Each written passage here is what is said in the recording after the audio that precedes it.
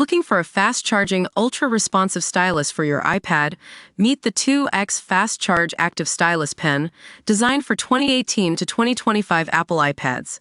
Take your creativity and productivity to the next level. Click the link in the video description to shop now on Amazon. We're taking a look at the top NFL rookies through Week 4 of the 2025 season. These players are already making waves in the league with their impressive performances. In this episode of TrendGrid, we'll be breaking down some of the standout performances from these young talent. Starting off, let's take a look at Tyler Haws, a receiver for the Saints.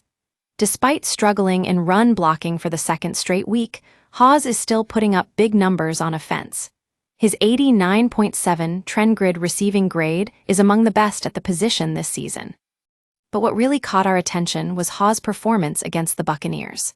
He earned an 89.7 mark and nearly got his first career pick after jumping in front of A.J. Brown early in the fourth quarter.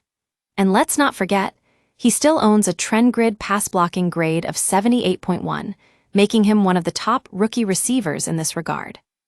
Moving on to Parrish, another cornerback who is dominating on the field.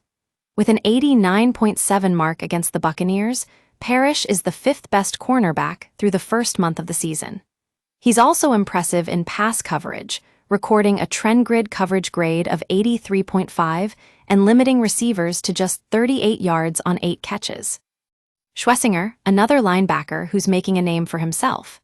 Despite being limited to just 20 snaps against the Lions, Schlesinger still managed an impressive 78.3 TrendGrid overall grade. He recorded 3 run stops in the third quarter, limiting Jahmyr Gibbs to 6 total yards on those plays. As we dive deeper into these rookie performers, we'll also be exploring some of the challenges they've faced and how they're working to overcome them. But for now, let's take a look at another player who's really standing out, Scatebo, a running back with the Chargers. With an 82.3 TrendGrid rushing grade, Scatebo is leading the league in this category.